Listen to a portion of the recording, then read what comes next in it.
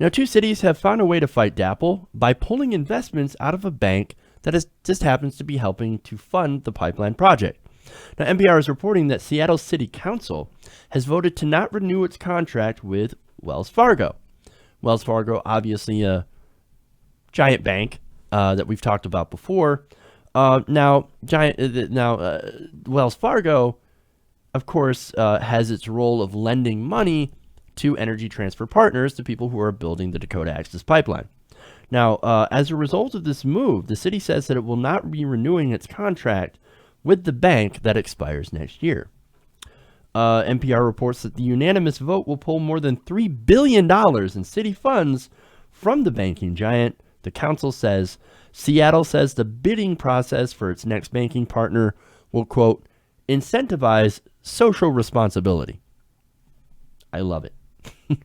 So not only are they hitting this company in the pocketbook, Wells Fargo, and of course hitting Energy Transfer Partners in the pocketbook as well, you have them looking at banks that are more socially responsible. Awesome. Now, of course, Seattle is not the only city. I mentioned there's another one. You have the city council in Davis, California, that decided to take similar action over the pipeline. It voted unanimously to find a new bank to handle its roughly $124 million in accounts by the end of 2017. Now, look, $3,124 million. Okay, $3 billion, that's a big number. But Wells Fargo is it's a huge bank, so it handles billions of dollars. So I don't know how much this will hurt, but it's more of a symbolic gesture. Still, it's sort of good news.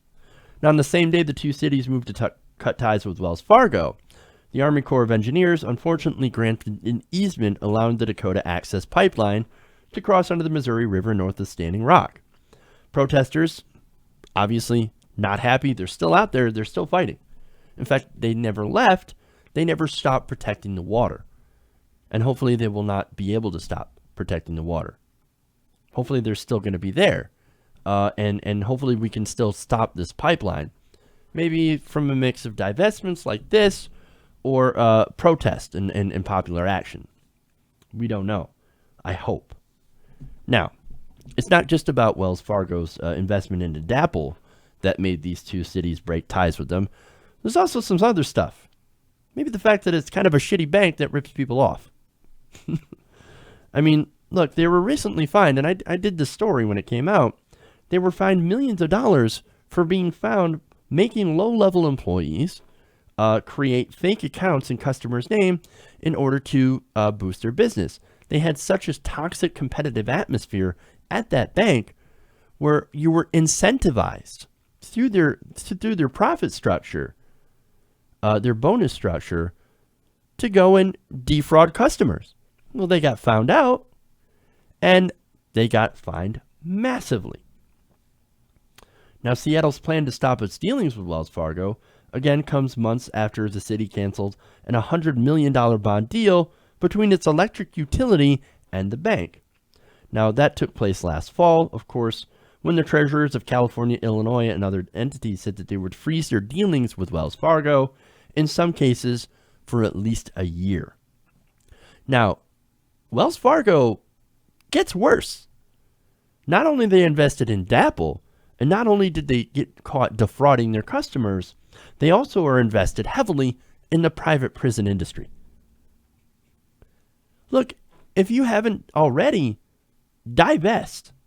Get your money out of Wells Fargo.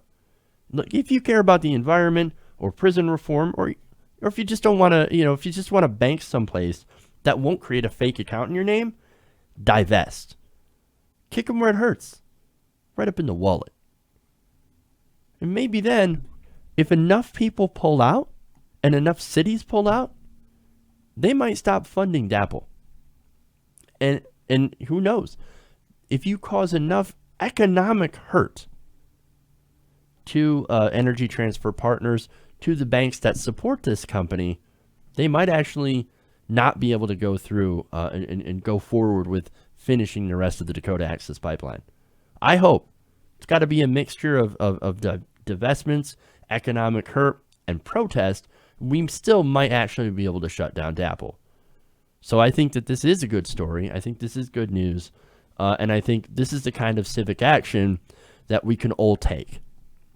Even if you can't be at Standing Rock, you can at least pull your money out of places that support this pipeline. Hey everybody, thanks for watching this video. If you want to see more like this, please hit the subscribe button below. And if you want to support truly independent progressive media, please consider becoming a patron at patreon.com/TYTNation.